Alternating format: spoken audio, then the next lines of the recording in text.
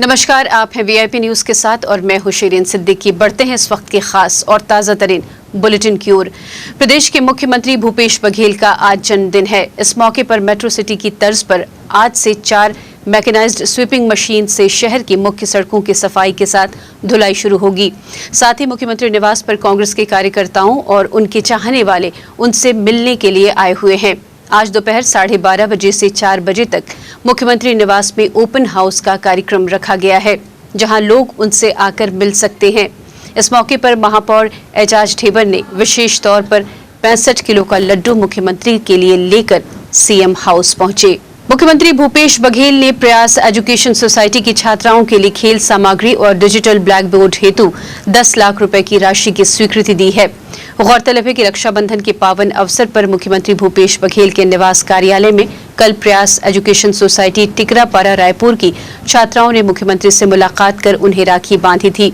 मुख्यमंत्री ने बच्चों के इस स्नेह और सम्मान के लिए उन्हें धन्यवाद दिया और उन्हें उपहार भेंट कर उनके उज्जवल भविष्य के लिए आशीर्वाद दिया। इस अवसर पर छत्तीसगढ़ खनिज विकास निगम के अध्यक्ष गिरीश देवांगन और सुनील ओझा के अनुरोध पर मुख्यमंत्री ने इनके साथ ही संस्था को गरीब बच्चों की शिक्षा के लिए भवन एवं खेल मैदान हेतु जमीन भी उपलब्ध कराने की सहमति दी है। प्रदेश के मुखिया भूपेश बघेल के जन्मदिन के अवसर पर आज कांग्रेस पार्टी की छात्र इकाई NSUI इस दिन को गौरव दिवस के रूप में मना रही है। प्रदेश के अलग अलग जिलों में 60 अलग अलग कार्यक्रमों का आयोजन किया गया है, जिसके तहत राजधानी रायपुर में भी गेड़ी दौड़ समेत क्रिकेट टूर्नामेंट भी शामिल हैं। छत्तीसगढ़ के मुख्यमंत्री भूपेश बघेल का आज जन्मदिन है। आज राजधानी रायपुर समेत प्रदेश भर के कांग्रेस नेता और कार्यकर्ता अपने चहेते नेता भूपेश बघेल का जन्मदिन मना रहे हैं।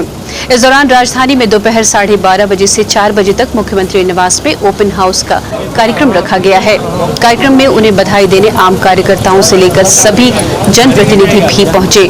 मुख्यमंत्री आज शाम रायपुर के महादेव घाट में आयोजित नौका प्रतियोगिता और विधानसभा पाटन के ग्राम सांकरा में एक सामूहिक भोज कार्यक्रम में भी शिरकत करेंगे। अब बढ़ते हैं अगले खबर की ओर। राजधानी रायपुर में 2 हत्याएं हुई हैं। दोनों ही वारदात खमतरी थाना इलाके के सामने आई है। घटना के बाद इलाके में दहशत का माहौल है। मिली जानकारी के मुताबिक पहली घटना भनपुरी की है, जहां निगरानी बदमाश कोमल साहू के नाम से युवक की हत्या की गई। कोमल पर नालियर पानी काटने के औजार से हमला हुआ है। मृतक सब्जी बेचने का काम करता था, जिसके खिलाफ पहले से ही खमतरी थाने में आर्म्स एक्ट और चोरी सहित 6 मामले दर्ज हैं। तो वहीं दूसरी घटना नीम डबरी तालाब की है। यहाँ जयप्रकाश देहरे नाम के युवक का शव मिला है। इसके सर पर वार कर आरोपी ने मौत के घाट उतारा है। मृतक जयप्रकाश पेंटिंग का काम करता था। घटना की सूचना मिलते ही खमतरी थाना पुलिस दोनों ही जगह पहुंचकर जांच में जुट गई है। फिलहाल नीम डबरी तालाब के पास हुई जयप्रकाश देहरे नाम के युवक की हत्या मामले में पुलिस ने गोलू ध्रुव नाम के एक आरोपी को गिरफ्तार किया है।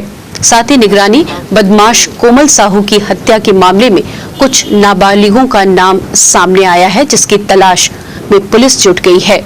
खमतराई में एक निगरानी बदमाश था कोमल साहू नाम का, तो उसकी हत्या कर दी गई है। उसमें अभी 3 लोगों के नाम सामने आए हैं और अभी गिरफ्तारी के लिए प्रयास किए जा रहे हैं। अपराध पंजीबद्ध कर लिया गया है, विवेचना की जा रही है। वजह इसमें एक आरोपी के पिताजी के साथ साथ कुछ मृतक का विवाद हुआ था। अब जब आरोपी अरेस्ट हो जाएंगे तो स्पष्ट रूप से कहा जा सकेगा।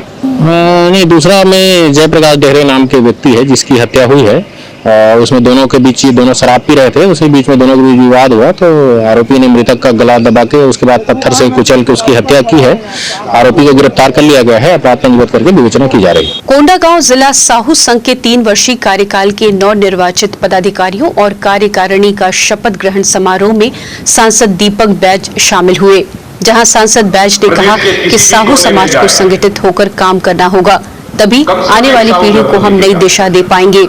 साथ ही उम्मीद करता हूं कि नवनिर्वाचित सभी पदाधिकारी अपने सामाजिक दायित्वों का ईमानदारी के साथ पालन कर जिम्मेदारी पूर्वक समाज हित में कार्य करेंगे। अब एक खास खबर की ओर रुख करते हैं। दोस्ती के प्रतीक का पर्व भोजली त्योहार को हर साल रक्षाबंधन के दूसरे दिन छत्तीसगढ़ के गांवों और शहरों में धूमधाम से मनाया जाता है। छत्तीसगढ़ में मनाए जाने वाला भोजली का ये त्योहार मित्रता का ऐसा पर्व है जिसे जीवन भर निभाने का संकल्प लिया जाता है। इस दिन की खास बात यह है कि समवयस्क बालाएं अपनी सहेलियों के कान में भोजली की बाली लगाकर भोजली या घियां बदने की प्राचीन परंपरा है। जिनमें भोजली और घियां बदा जाता है उनका नाम वे जीवन भर अपनी जुबान से नहीं लेते और उन्हें भोजली या घियां संबोधित करके बुलाते हैं। उनके माता पिता भी उन्हें अपने बच्चों से बढ़कर मानते हैं। उन्हें हर पर्व और त्योहारों में आमंत्रित कर सम्मान दिया जाता है। त्योहार हमारी जिंदगी का अभिन्न अंग है। त्योहार ही हमें हमारी संस्कृति परंपरा से जोड़े रखता है। ऐसा ही एक त्योहार है भोजली। छत्तीसगढ़ के ग्रामीण इलाकों में महिलाएं एक दूसरे को भोजली का दूध भेंट कर जीवन भर मित्रता का धर्म निभाने का संकल्प लेती हैं। इस दौरान जहां देवी गंगा लहर तुरंगा हमर भोजली दाई के भीगे आठों अंगा गीत गाती हुई महिलाएं अपने साथियों को भोजली दूध भेंट करती है। देवी गंगा लहर तुरंगा जी लहर तुरंगा हमारो भोजल दाई के भीगे आठों अंगा। हाँ हो देवी गंगा, हाँ हो देवी गंगा। आइला पूरा बोहाइला मलगी बोहाइला मलगी हमारो भोजल दाई के सोने सुन के कलेगी। हाँ हो देवी गंगा। भोजली त्योहार के मौके पर बच्चियां और युवतियां अपने माथे पर सजी हुई टोकरियों के साथ गांव के तालाब या नदी किनारे जाती है, जहां पर्व से जुड़ी बाकी प्रक्रियाएं पूरी की जाती हैं। सभी पारंपरिक रस्मों के साथ तालाब में भोजली धूप का विसर्जन करती है। अब समय के बदलाव के साथ इस तरह के त्योहार को पाश्चात्य संस्कृति ने ले लिया है। इस कारण यह परंपरा धूमिल होती जा रही है। अब सिर्फ छत्तीसगढ़ के गांव में ही भोजली त्योहार का रंग बाकी रह गया है। वीआईपी न्यूज में फिलहाल वक्त हो चुका है एक छोटे से ब्रेक का। जल्द हाजिर होते हैं।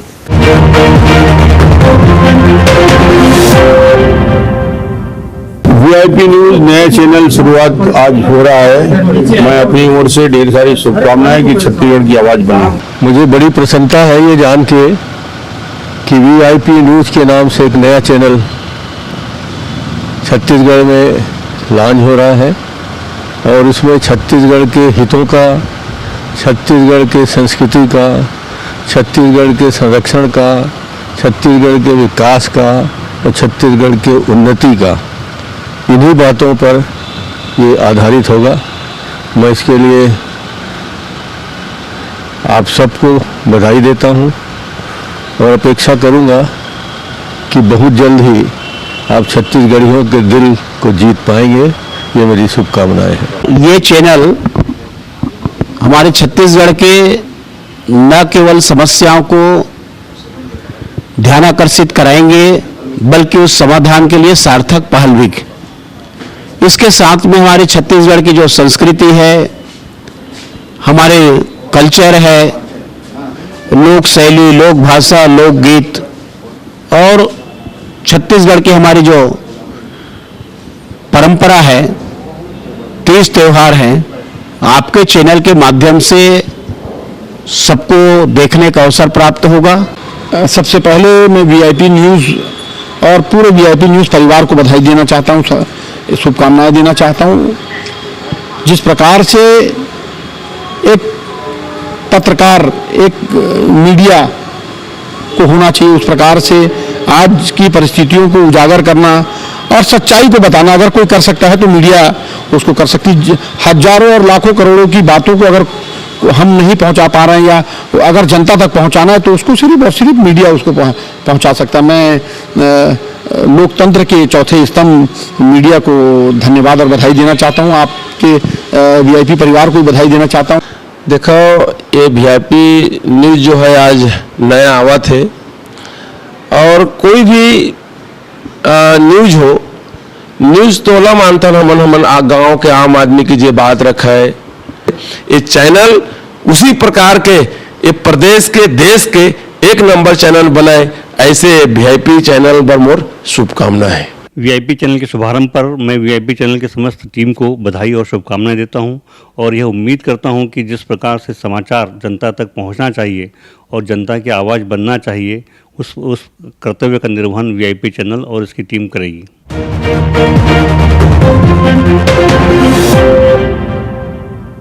ब्रेक के बाद एक बार फिर आपका स्वागत है। आइए देखते हैं सुभाष की बात। बात की बात में याद आ जाती है कोई ना कोई बात, कभी जाहिर सी बात तो कभी राज की बात। बात देश की, दुनिया की, रीति की, रिवाज की, आवाम के हालात की, राजनीति की बिसात की, घात की, प्रतिघात की, शह और बात की। सुनिए सुभाष की बात। छत्तीसगढ़ के मुख्यमंत्री भूपेश बघेल का आज जन्मदिन है। जगह जगह होर्डिंग्स लगी है कि भूपेश है तो भरोसा है। जैसे कि मोदी है तो मुमकिन है, उसी तर्ज पे भूपेश है तो भरोसा है। दरअसल जब भाजपा का अश्वमेध यज्ञ का घोड़ा पूरे देश में घूम रहा था तो किसी को भी कल्पना नहीं थी कि उन्हें विधानसभा चुनाव में इतनी बुरी शिकस्त मिलेगी। और वो शिकस्त जिसने दी थी, जिसके नेतृत्व में शिकस्त मिली थी, उस व्यक्ति का नाम था भूपेश बघेल।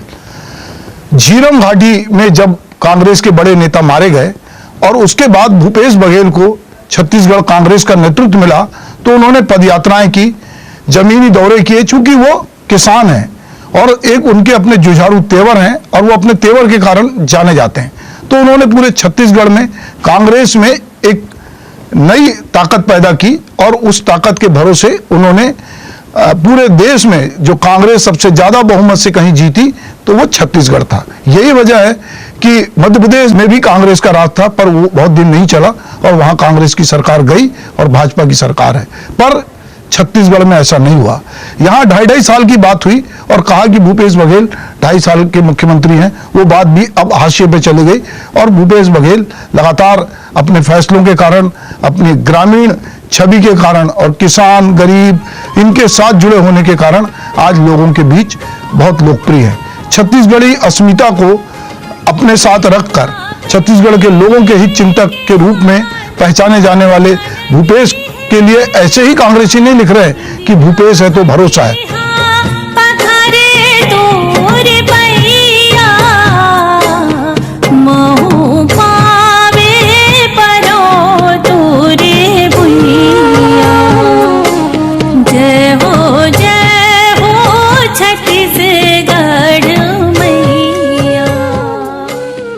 वो जानते हैं कि जब 2024 में चुनाव होगा तो अगर भूपेश बघेल का चेहरा होगा और वही तेवर होंगे तो निश्चित रूप से भाजपा को वो शिकस्त दे पाएंगे। भाजपा भी ये बात समझती है, इसीलिए 2.5 साल की जब बात आती है तो इस बात को हवा देती है और कहीं ना कहीं उसे लगता है कि अगर कांग्रेस के तेवर कमजोर पड़े तो हम यहाँ पर अपना राज बनाएं।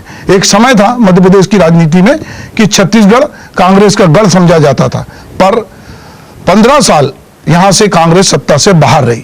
अजीत जोगी राज्य बनने के बाद पहले मुख्यमंत्री बने नवंबर 2000 में और 2004 में जब चुनाव हुआ तो भाजपा सत्ता में आई और डॉक्टर रमन सिंह मुख्यमंत्री रहे और वो 15 साल मुख्यमंत्री रहे। किसी ने सोचा नहीं था कि भाजपा इस बुरी तरह परास्त होगी और 15 विधायकों पे सिमट जाएगी। पर भूपेश बघेल, जो कि पाटन, जो यहाँ दुर्ग जिले में आता है, उसके वहां वो 1961 में 23 अगस्त को पैदा हुए।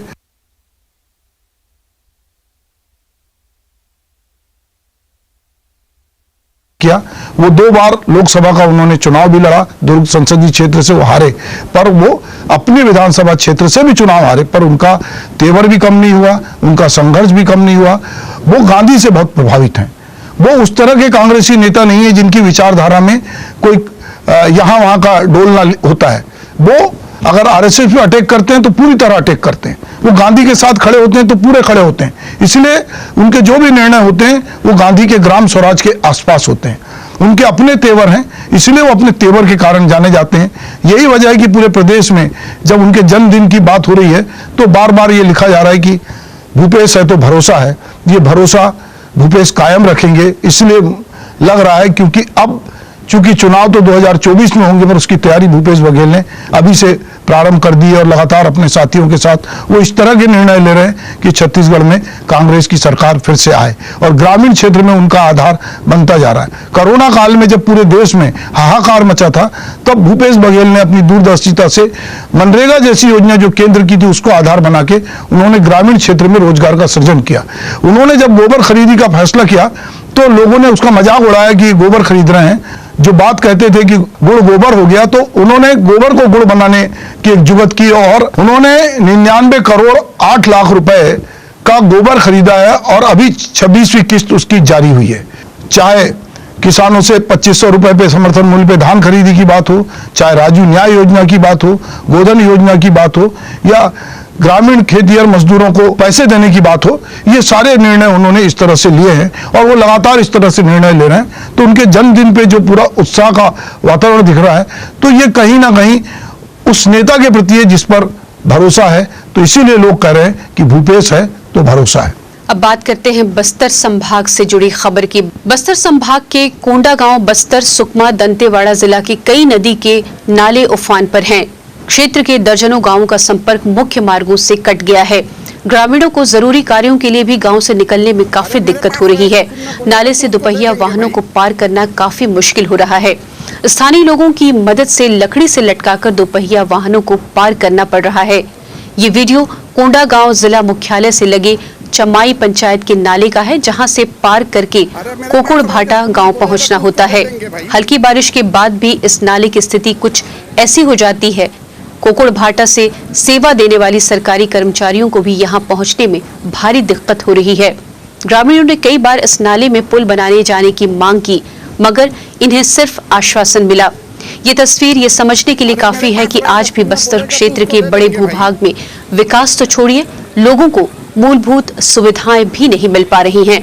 सूरजपुर जिले के SCCL में वन महोत्सव मनाया गया, जहां फिर एक बार कोयलांचल जिले में क्षेत्रवासियों में वृक्षारोपण के नए लक्ष्य की शुरुआत करते हुए मिसाल बनते नजर आ रहे हैं। वृक्षारोपण का अभियान आगे बढ़े और संरक्षित रहे लगाए हुए वृक्ष। और जैसा कि अभी DFO साहब ने बताया कि फलदार वृक्षों का मैं आपका ध्यान आकृष्ट करना चाहूँगा कि आज तक जितने वृक्षारोपण हमारे हुए हैं उसमें लगभग 35% वृक्ष जो है वो फलदायी वृक्ष हैं, 15% वृक्ष जो है मेडिसिनल वैल्यू के वृक्ष हैं, बाकी इमरती लकड़ियाँ हैं। लेकिन अब इसमें और ज़्यादा इसको फलदार वृक्ष को बढ़ाने का एक अभियान चलाया जाएगा और आज से जो भी वृक्षारोपण हम लोग करेंगे आगे, यह कोशिश रहेगी कि 100% वृक्ष जो है फलदायक हो। पूरा देश में वृक्षारोपण का महापर्व के रूप में मनाया जा रहा है। जो मड़गांव क्षेत्र में यहाँ पे हम आए हैं, यहाँ पे वृक्षारोपण का कार्यक्रम किया जा रहा है। जो इस साल इन लोगों के द्वारा 50,000 पौधे का लक्ष्य रखा गया है, जो बहुत बड़ा अचीवमेंट है। इस छत्तीसगढ़ में भले ही कोरोना के मामले अब कम हो गए हों, लेकिन अब भी ये पूरी तरह से हमारे बीच से गया नहीं है। इसी को लेकर आज एक अवेयरनेस कार्यक्रम शहर के भगत सिंह चौक में निजी होटल संस्था के द्वारा चलाया गया। इस कार्यक्रम के जरिए लोग यमराज और कोरोना जैसे गेटअप पहनकर नागरिकों को जागरूक करते नजर आए। इनके द्वारा मास्क न पहनने वालों को मास्क और सैनिटाइजर वितरण किया गया। साथ ही जिन लोगों ने दोनों वैक्सीन लगा ली है, उनको चॉकलेट्स देकर उनका हौसला बढ़ाया गया। तो उसको ध्यान में रखते हुए हमने ये पूरा आज आयोजन किया है, जिसमें आप देख सकते हैं कि हमारे कलीग यमराज, मोहम्मद शमीम नाम है इनका, यमराज के वेशभूषा में है। कुछ लोग कोरोना बन के यहाँ पे आए हैं लोगों को दिखाने के लिए। कोरोना अभी गया नहीं, अभी भी है। मास्क लगाना बहुत ज़रूरी है, सोशल डिस्टेंसिंग को फॉलो करना बहुत ज़रूरी है, और सबसे अहम बात कि आपको अपने हैंड को सैनिटाइज करते रहना है। इसके लिए हम 2-3 चीज़ें कर रहे हैं। जिनको देख रहे हैं कि मास्क नहीं है, उनको मास्क बांट रहे हैं, लोगों को सैनिटाइजर दे रहे हैं। जिन लोगों को ये भी जागरूक कर रहे हैं कि वैक्सीन लगवाएं। हमारे लोकल एडमिनिस्ट्रेशन ने, हमारी यहाँ के छत्तीसगढ़ की सरकार ने बहुत अच्छा काम किया है। छत्तीसगढ़ में कोरोना केस बहुत कम हो गया है, बट उन्होंने अपना योगदान किया है। अब एक जिम्मेदार नागरिक की तरह हमें अपना योगदान देना है कि हम वैक्सीन लें और इन सारी चीज़ों का पालन करें। जांजगीर चांपा जिले के ग्रामीण अंचलों में इन दिनों बरहा यानी कि जंगली सुअरों के आतंक से लोग खासे परेशान हैं। यहाँ आए दिन जंगली सुअर किसी न किसी ग्रामीण को घायल कर रहे हैं। खेत में किसानों द्वारा लगाई गई फसल को भी ये जंगली सुअर काफी नुकसान पहुंचा रहे हैं। ग्रामीणों ने इसकी सूचना कई बार वन विभाग को दी, मगर विभाग द्वारा अब तक इन्हें पकड़ने की कोई ठोस कार्रवाई नहीं की गई। जिला मुख्यालय से करीब 15 किलोमीटर दूर भैंसदा, हरदी और भैंसपुड़ी क्षेत्र के लोग इस समस्या से काफी परेशान हैं। हमारे ग्राम में विगत 10 वर्षों से जंगली सुअर का आतंक चला आ रहा है। किसानों का खेत बर्बाद करते हैं, किसानों के ऊपर जानलेवा हमला करते हैं। कई किसानों के ऊपर जानलेवा हमला किया जा चुका है। प्रशासन चिर निद्रा में सोया हुआ है। पंचायतों द्वारा कई बार शिकायत की जा चुकी है। वन विभाग की टीम आती तो है पर बिना कार्यवाही के यहाँ चली जाती है। मैं इस मंच के माध्यम से बारंबार अनुरोध करना चाहता हूं कि कलेक्टर साहब इस पर विशेष ध्यान दें और आसपास के गांव भैंसपुड़ी, सींग, हरदी, भैंसदा, बुड़ेना यहां के किसानों को इस जंगली सुअर के आतंक से निजात दिलाएं। जशपुर जिले के कांसाबिल क्षेत्र में भूपेश बघेल की सरकार की गौठान को प्राथमिकता देकर ग्राम विकास के साथ महिलाओं को आत्मनिर्भर बनने वाली योजना जिले में ग्रामीण महिलाओं को खूब रासा रही है। जिले की महिलाओं का समूह बांस से सुंदर टोकरियों का निर्माण कर रहा है। बांस से निर्मित इन रंग बिरंगी टोकरियों की मांग क्षेत्र के हाट बाजार के बाद अब राजधानी रायपुर, भिलाई व अन्य शहरों में भी होने लगी है। कांसाबिल क्षेत्र के गौठान से जुड़ी ग्रामीण महिलाओं ने अपनी आर्थिक स्थिति सुदृढ़ बनाने के लिए 5 स्व सहायता समूह का गठन किया है। सभी महिला सदस्य गांव के आसपास जंगल और खेतों का अनुपयोगी छिंद घास से आकर्षक टोकरियां बनाकर अच्छी खासी आय ले रही हैं। प्रत्येक समूह की इन महिलाओं का कहना है कि इस घरेलू व्यवसाय से लगभग 2 दिन में ही 20,000 रुपए से अधिक मुनाफा मिल रहा है।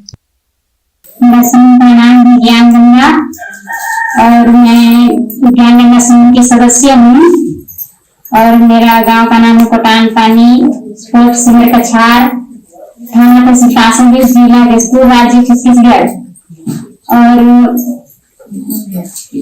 मैं ये टोकरी का काम कर रही हूँ। अभी तो घर में कर रहे थे और जब टोकरी का स्टार्ट नहीं किए थे तब खेती बाड़ी कर रहे थे, उसमें से अपना जीवन यापन कर रहे थे।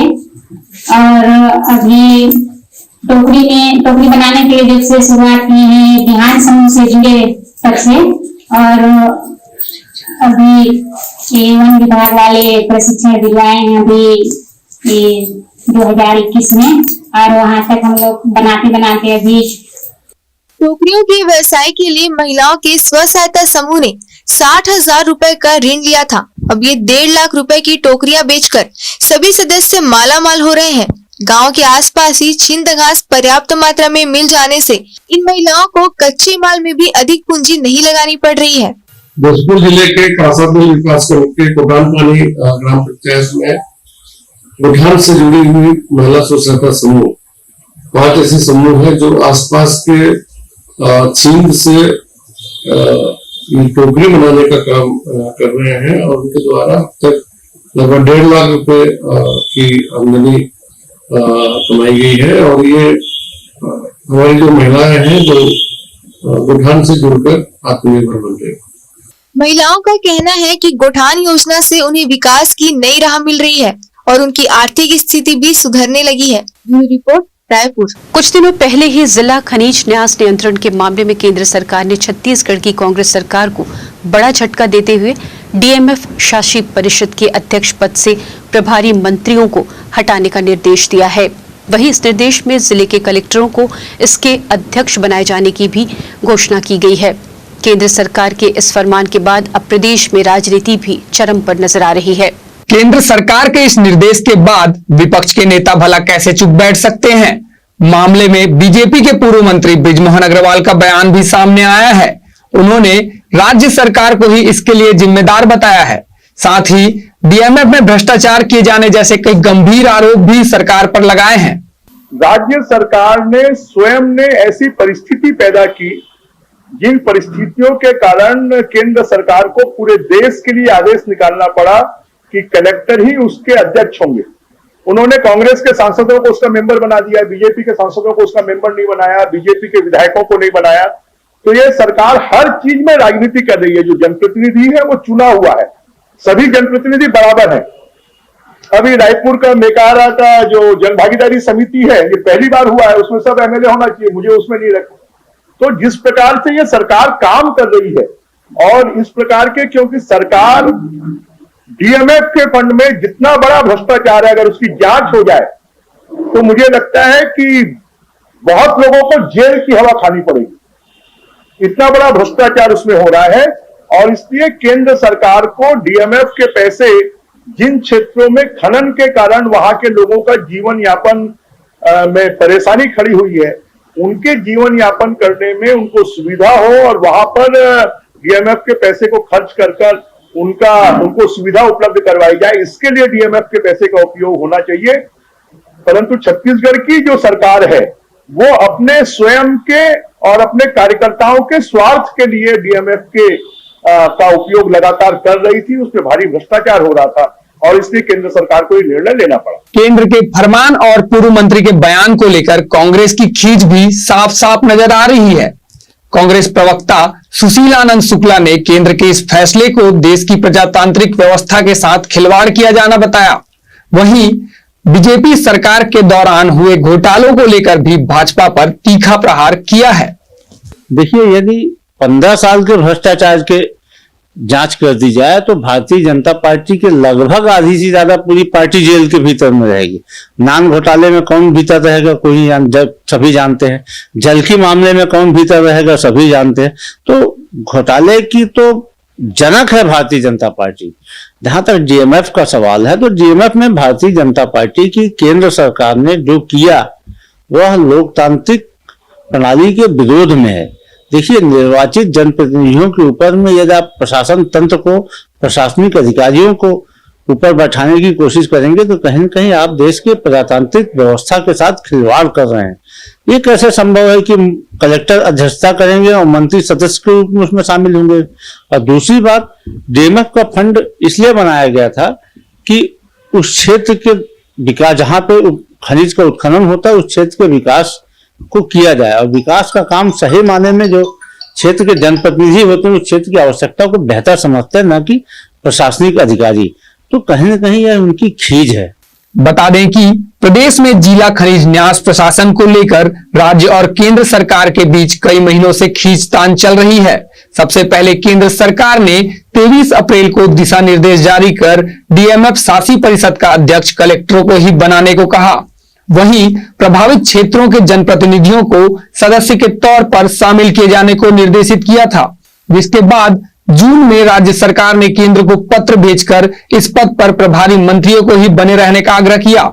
इसके बाद भी कई पत्राचार केंद्र और राज्य सरकार के बीच हुए, लेकिन केंद्र ने अपना फैसला नहीं बदला। अब देखना यह होगा कि इसे लेकर राज्य सरकार का अगला कदम क्या होता है। अवैध रूप से मिट्टी तेल रख उसकी कालाबाजारी करते एक आरोपी को आमानाका पुलिस और साइबर सेल की टीम ने गिरफ्तार किया है। आरोपी के खिलाफ आवश्यक वस्तु अधिनियम की धारा के तहत मामला दर्ज कर लिया गया है। दरअसल आमानाका पुलिस और साइबर सेल की टीम को मुखबिर से ये सूचना मिली थी कि नंदनवन ग्राम अटारी स्थित प्लांट के कमरे में एक व्यक्ति अवैध रूप से विक्रय करने के लिए मिट्टी तेल रखा हुआ है। इस सूचना के बाद टीम ने मौके पर दबिश दी, जहां से सरस्वती नगर कोटा निवासी तामेश्वर रत्नाकर को पकड़ा गया। इसके बाद पुलिस ने मौके पर अलग अलग ड्रम में भरकर रखे 4000 लीटर मिट्टी तेल को जब्त कर लिया है। जब्त किए गए मिट्टी तेल की कीमत लगभग 60,000 रुपए बताई जा रही है। प्रदेश में अब तक कोरोना के 27 नए मरीज मिले हैं और रायपुर में सिर्फ एक कोरोना संक्रमित की पुष्टि हुई है। पूरे प्रदेश में जांजगीर चांपा से एक मरीज की जान गई। कल राखी के चलते रायपुर जिले में टीकाकरण बंद रहा। आज फिर से 125 केंद्रों पर टीकाकरण शुरू हो गया है। छत्तीसगढ़ में कोरोना के केसेस में लगातार गिरावट देखी जा रही है। कल प्रदेश में 27 नए मरीज मिले हैं। रायपुर की बात करें तो सिर्फ एक मरीज की पुष्टि हुई है। वहीं जांजगीर चांपा से पूरे प्रदेश में सिर्फ एक मौत हुई है, जो कि जांजगीर चांपा से हुई है।